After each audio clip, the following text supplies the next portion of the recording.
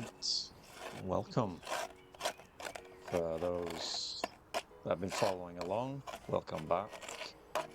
For any new to this little project, I'll give a quick recap on what's going on here essentially. Backstory for this whole project is at the side of a property. It's a Victorian cottage. It's 150-year-old. Around 1886 it was built. Side of this property, we got this like secluded little area sat under a sycamore tree. And what we got in the background here is what used to be many years ago a toilet outhouse, and it's just been sat neglected. I've lived in this property like 4 years now, and I haven't really done much with it. I've just been dumping various bits and pieces in there. So with other bits going on in the house that I've been working on, I thought, let's do something with it, and now's the best time. I've been trying to make myself a bit more self-sufficient. Started last year working on basically ripping up the lawns on the property, just a couple of small segmented lawns that we got, and turning it into like an allotment, kind of like how my grandparents' houses used to be. They used to be a bit more self-sufficient, growing their own raspberries, rhubarb, gooseberries. You think of all those kind of English staples that you used to have, they pretty much grew them. That's kind of what I'm trying to go with. And what I'm achieving with this bit here is to add to that self-sufficiency. And I want to convert it into a chicken coop. Is long story short. What I've done in the past, well, over the past couple of weeks, I should say, is I've raked out all the joints in this old outhouse, basically preparing it to what I'm getting on with now.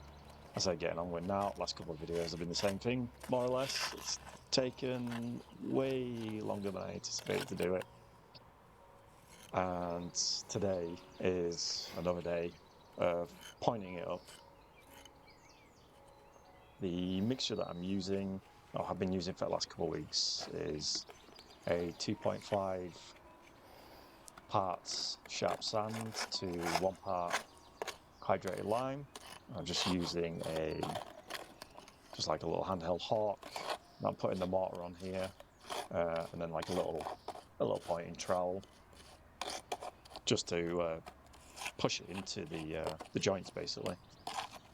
I've not been too careful with it.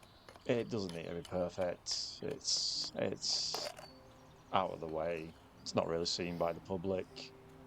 The fact that it's going to be a chicken coop anyway, it doesn't have to be perfect. It's not in front of the house. It's not a show home. Nothing like that. So I'm literally just whacking the mortar in, pushing it in,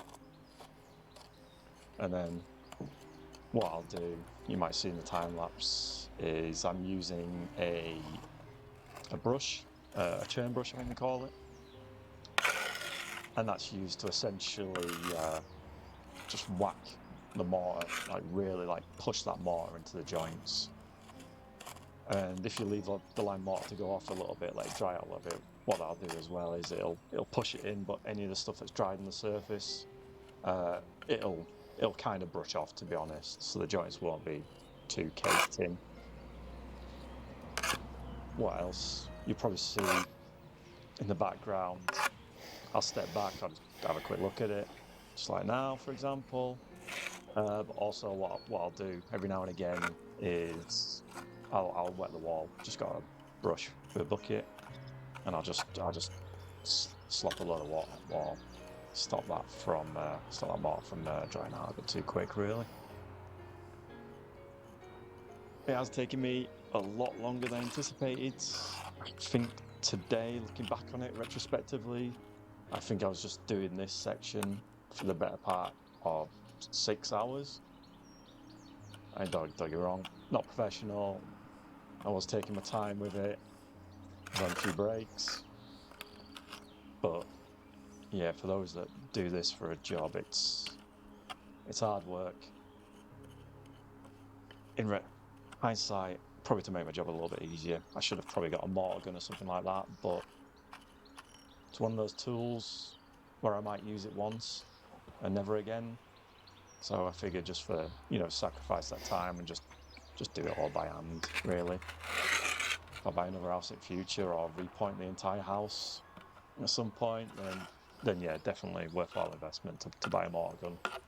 It'd probably make the job a bit cleaner as well, because you'd just be able to inject it straight into the joints. Whereas here I'm just slopping it on and kind of hoping for the best, really.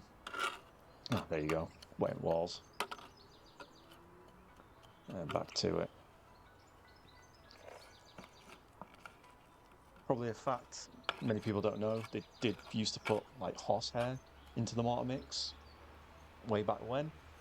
I haven't bothered doing any of that. The sharp sand and lime is fine enough. I've used it on the old brick replacement bits inside the house and stuff, and it's held quite fine. The lime mix as well, it's not like cement, whereby, it can go off quite quick.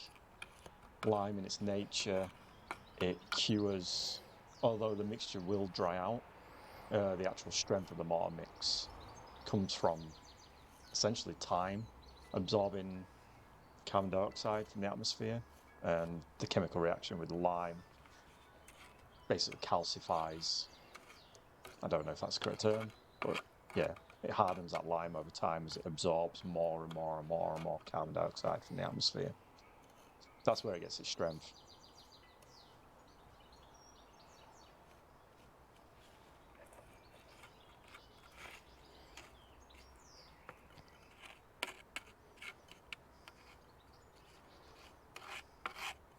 Slowly wrapping it up now, getting towards the end. Thanks for everyone that's stayed to the end, watching along. We appreciate your time just watching these. We'll get on to the future moments shortly. Quickly show you an after picture.